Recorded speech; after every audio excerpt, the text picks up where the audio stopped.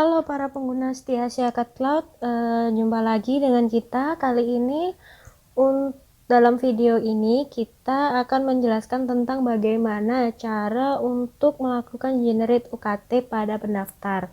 Nah, biasanya kalau pada pendaftar ini itu adalah nanti menggunakan sistem poin berkas yang diupload oleh pendaftar. Untuk langkah pertama, seperti biasa kita masuk ke SIM seleksi penerimaan mahasiswa baru.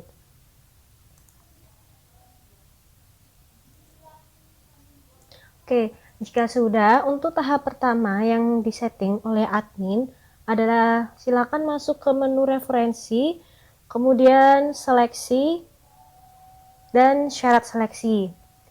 Nah, untuk syarat seleksi di sini dipastikan poin-poinnya terinputkan atau diisi, karena ini nanti menjadikan tolak ukur pendaftar ini mendapatkan kelompok UKT berapa, apa kelompok UKT 1 atau 2 dan sebagainya, seperti itu. Di sini sesuai dengan kebutuhan, untuk data-datanya bisa ditambahkan jika memang perlu ditambahkan, dan bisa juga dilakukan hapus jika memang tidak perlu. Oke, jika untuk syarat seleksi ini sudah ditambahkan, selanjutnya mungkin dalam satu syarat ini dipecah lagi menjadi dua macam, yaitu pilihan syarat. Itu bisa disetting, yaitu kita masuk ke menu referensi, kemudian seleksi pilihan syarat. Nah, di sini nanti merupakan adalah anak dari syarat-syarat yang kita sudah tambahkan tadi. Misalkan di sini saya menambahkan syarat fotokopi bukti prestasi. Nah, ini bukti prestasi ini saya pecah menjadi dua, yaitu prestasi internasional dengan prestasi nasional. Oke, itu tadi terkait untuk syarat-syaratnya. Kemudian selanjutnya yaitu yang kedua adalah kita masuk ke menu pengaturan periode pendaftaran. Nah, itu dipastikan untuk jenis periode pendaftarannya dibuka KIP kuliah atau UKT. Nah, ini dicentang. Seperti itu. Kemudian jika sudah dicentang, langsung kita seperti biasa untuk settingannya pada PMB pada umumnya. Namun di sini yang perlu disetting untuk pada penerimaan periode pendaftaran UKT itu adalah di syarat pendaftarannya. Jadi di syarat pendaftaran ini yang jenis syaratnya uang kuliah tunggal atau UKT ini ditambahkan dokumen-dokumen berkasnya tadi. Seperti itu. Nah, di sini saya sudah menambahkan ada 4 data. Oke, jika periode pendaftaran sudah dibuat, kemudian untuk langkah selanjutnya pasti nanti kan ada pendaftar yang melakukan daftar tuh. Nah, dari sisi admin, tahap pertamanya adalah memeriksa berkas-berkas yang telah diupload oleh pendaftar tadi. Nah, untuk memeriksa berkas-berkas yang diupload oleh pendaftar tadi, bisa silahkan ke menu seleksi, kemudian kelengkapan syarat. Oke, kita masukkan untuk nama pendaftarnya atau kode pendaftarnya, bisa. Kemudian diklik dan dicari. Nah, di sini merupakan tahap untuk validasi berkas-berkas yang telah diupload. Di sini juga bisa dilihat berkasnya yang diupload apakah sudah sesuai atau belum. Kalau misalkan sudah selesai, langsung saja diklik sesuai seperti ini. Kemudian diklik simpan. Setelah proses validasi berkas, selanjutnya adalah melakukan generate nilai atau generate point dari berkas-berkas yang telah diupload oleh pendaftar tadi. Untuk menunya, silakan ke menu seleksi, kemudian ke syarat seleksi. Di sini. Dipastikan untuk filter-filter di atas ini sesuai dengan periode pendaftaran yang kita buka tadi, yaitu 2020 Gasal, SPAN PTKIN, UKT. Kemudian ini syaratnya bisa difilter semua syarat agar bisa tampil semuanya. Kita kemudian lakukan generate nilai. Seperti ini. Oke, jika sudah melakukan generate nilai, untuk tahap selanjutnya yaitu pastikan untuk pendaftar itu tadi sudah dinyatakan diterima di prodi pilihannya. Untuk menyatakan diterima pendaftar, itu silakan ke menu kelulusan, kemudian rekomendasi prodi.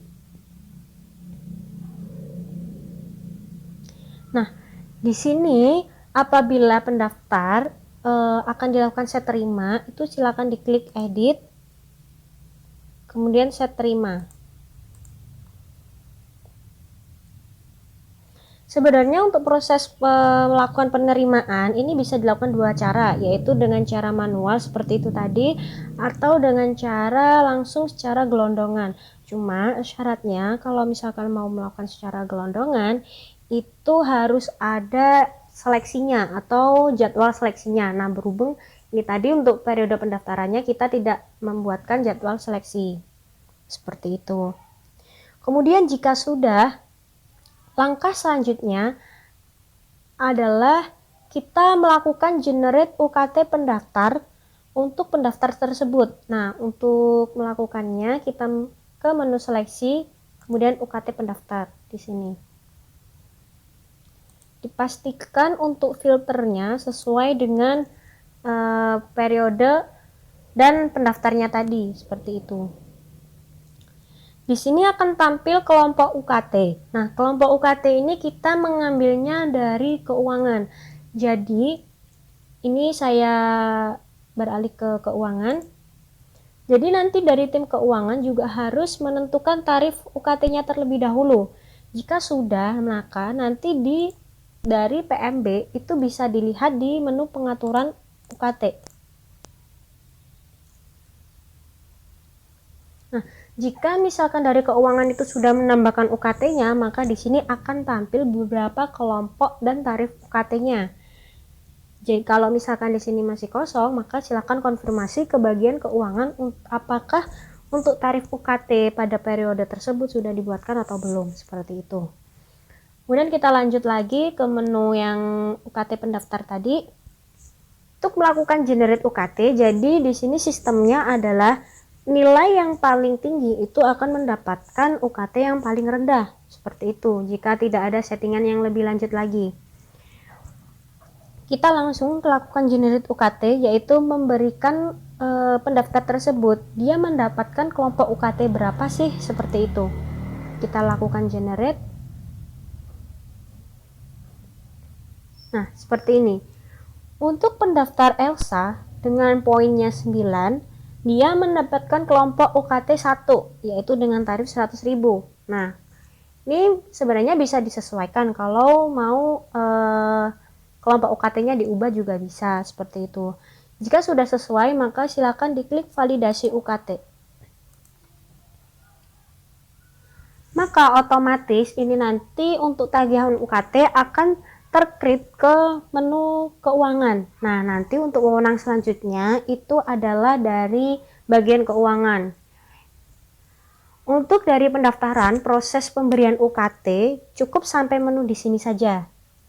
Jadi untuk proses selanjutnya itu nanti full dari bagian keuangan, seperti itu. Oke, sekian video dari saya. Apabila ada kurang lebihnya, saya mohon maaf, semoga apa yang disampaikan bermanfaat bagi kita semua. Sampai jumpa lagi di video selanjutnya.